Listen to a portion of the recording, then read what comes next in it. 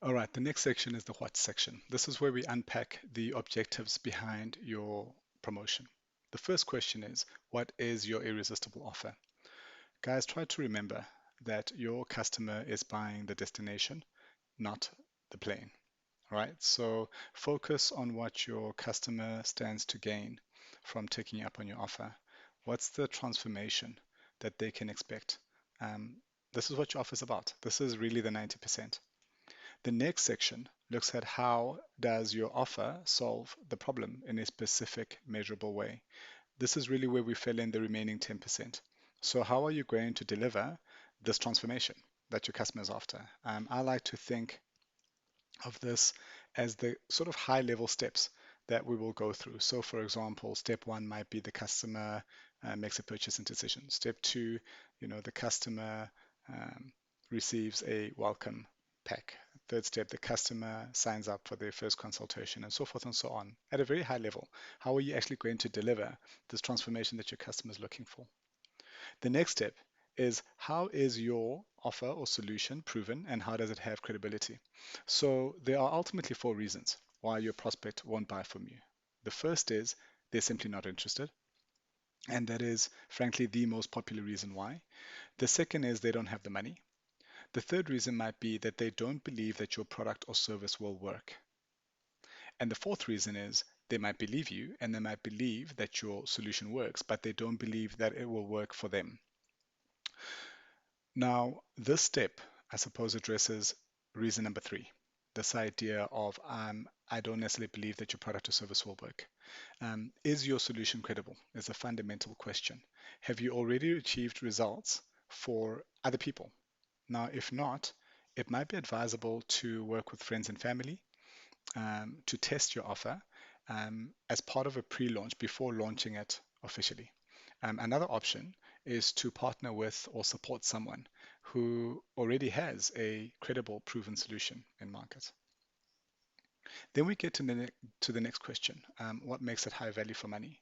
So ultimately, your price rather is what you pay and value is what you get. So when value exceeds price, people give you their money. It really is that simple.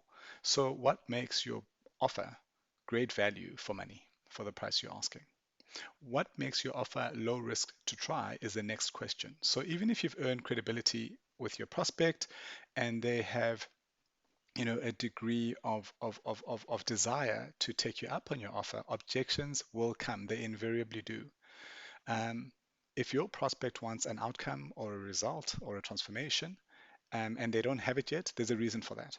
And it's your job, um, to find out whether you can help them overcome that barrier, overcome those obstacles or not.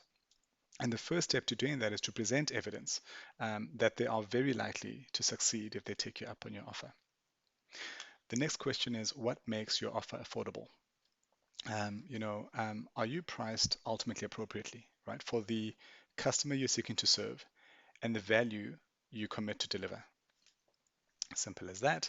What makes it exclusive is an important question. I mean, in my experience, people aren't looking for improvements.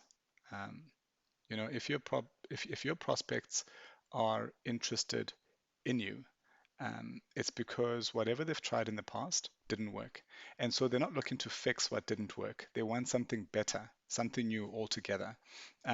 Your customers want a new opportunity. So, what is it about your offer that is so compelling that your prospect will be driven to take you up on it? Then we get to the three objectives. So, with your promotion, again, referring back to the principles that we shared in video number one, your promotion is ultimately bringing something to your business that was not there before. And um, here you're asked to set your objectives in three key areas. Firstly, your revenue and or financial objectives, your development objectives, and finally, your learning objectives. There are two principles to keep in mind here. The first we've discussed. So um, this idea that, in your promotion, you're bringing something that you never had before. By definition, you are either learning or earning. Right? So outlining your objectives makes it very clear, really deliberate to you, um, to make sure that whatever you earn and or whatever you learn is intended. The second principle is focus.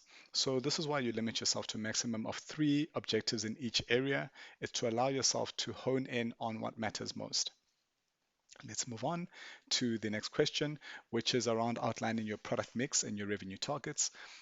Ideally, with any promotion, you want to put a product forward to 3 tiers of the market. So if I borrow the analogy of um, an airline, airlines understand that every customer on an airplane wants to go to the same destination, but we don't necessarily have the same needs, the same behaviors, the same preferences in terms of how we get there, which is why an airline will sell an economy class, a business class, and even a first class ticket. So always try to think when it comes down to your core offer, what does it look like for your economy class client? What does it look like for your business class clientele? And what does it look like for your first class customer? Price it accordingly.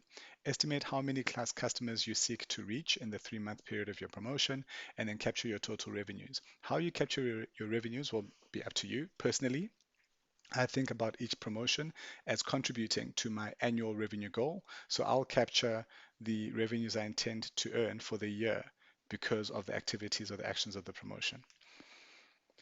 The next step is to outline our promotion model. There are invariably going to be, a number of pathways that you take to get your prospect, to get their attention, to strike their curiosity and nurture them into a buying decision. There's going to be one key platform where you deliver the core value of your promotion, and there will be the 3 products as we just discussed beforehand. So this promotion model asks you to identify those pathways. I tend to work with 5, identify that singular platform, and then identify your 3 products. Then we move to the who. So who are the team members? We have yourself as the lead and the promotion lead. You might want to expand on what your other roles within the promotion are, and hopefully you'll have support by way of a team, an assistant, friends, family, accountability partners. Outline who those people are and what their roles are in the execution of a successful promotion. And then finally, we get to the when section of the promotion plan. This is where we're looking at our time frame and our milestones. When and where will you or your team review and report on progress and results? A successful promotion is about setting a rhythm that you are entirely and fully committed to following. So setting a specific day, ideally every week, where you and your team get together to review your progress on your promotions is key. And then you'll come to the next step, which is adding your promotions weekly milestones to your master schedule. This is about working backwards. So in a typical 3 month promotion, that's made up of 12 weeks. So you will think from sort of T minus 12 all the way down to sort of T minus 1, sort of touchdown day, around the key milestones you need to achieve every week in order to, sort of execute a successful promotion. So the important thing to understand about a milestone is this is not a description of the tasks or activity that you and your team need to complete. That can be captured elsewhere. That is not the objective of this. This is to say, at each team member's level, what is the key outcome, the key result, the key output that they're responsible for the week? That's what you capture in the milestone. So in other words, where do we need to be by the end of this week in order to be on track to execute a successful promotion is what you're trying to describe here. We'll stop it there, and in the final video, we'll look at the how section and conclude our promotion plan.